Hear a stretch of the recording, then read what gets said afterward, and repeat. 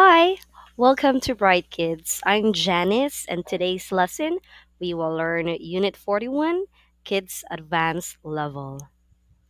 In today's lesson, our topic is all about sounds. Let's learn new collocations related to it. Let's begin. So, for part A, it's all about sounds in nature. Let's look at these extracts from short stories. At first, there was an eerie silence, then there was a rumble of thunder in the distance. Soon the wind was whistling through the trees, and we could hear the wave crashing on the beach. The storm had begun. The second one, it was a lovely place for a picnic. There was a little babbling stream and birds were singing in the trees.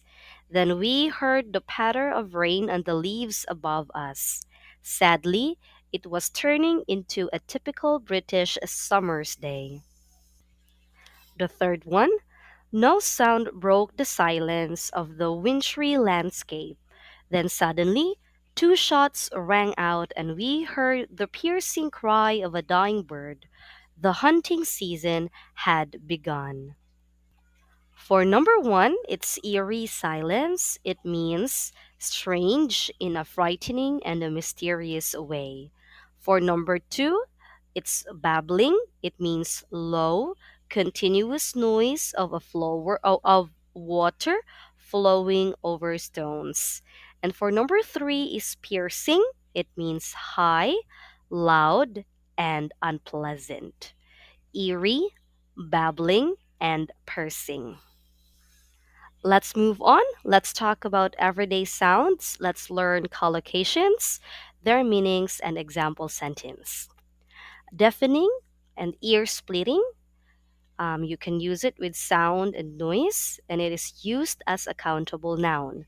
We heard the ear splitting, deafening sound or noise of three huge military aircraft passing low over our heads.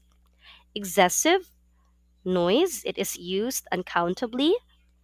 People who make excessive noise after 10 p.m. are very antisocial. Background, and you can use it with noise. When you work in a big office, you get used to constant background noise. Muffled sound. We could hear the muffled sound of a music from the flat above us. Shrill voice or shrill laugh. Marie has such a shrill voice, I can't listen to her for long. Raucous. Raucous laughter.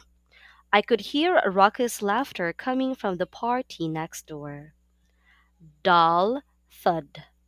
The heavy box fell off the shelf on the carpet with a dull thud. Grating. Noise or grating sound. The big old iron door made a grating sound as it opened. Loud bang or loud explosion. We can also say almighty bang and almighty explosion. Example sentence. Suddenly, there was a loud, an almighty bang. The lights went out and smoke poured from the back of the TV set. Roar traffic. I couldn't sleep with the constant roar of the traffic outside my window. Music, radio, blare out. Loud music was blaring out of the radio in the kitchen. Machine, hum, or whir. As we talked to the factory owner, the machines hummed weird in the background.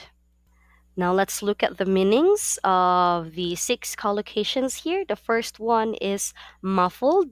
It means made quieter or less clear.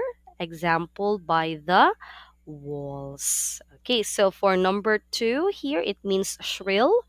Okay, the collocation here is shrill. It means loud, high sound that is unpleasant or painful to listen to.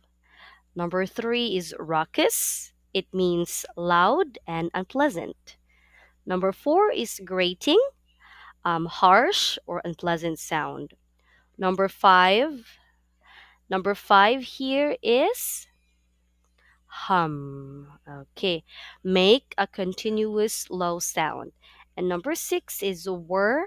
It means make a low, soft, continuous sound. Now let's try to answer these speaking questions. For the first one, imagine you're in the jungle. What sounds do you think you would hear there, and how would they make you feel?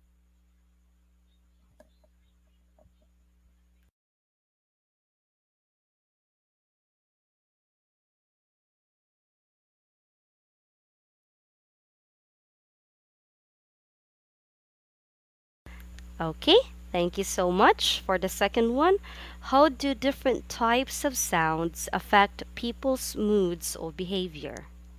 What's your idea?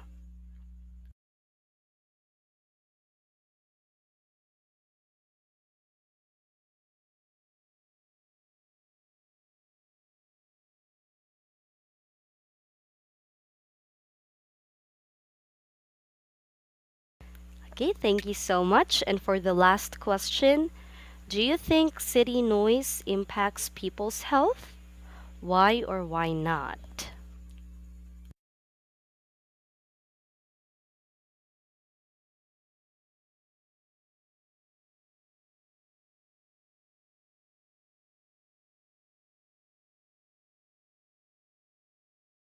Okay, thank you so much, my dear. That's all for today's lesson, collocations about sounds. I'm Janice, and I hope to see you here in Bright Kids. Goodbye.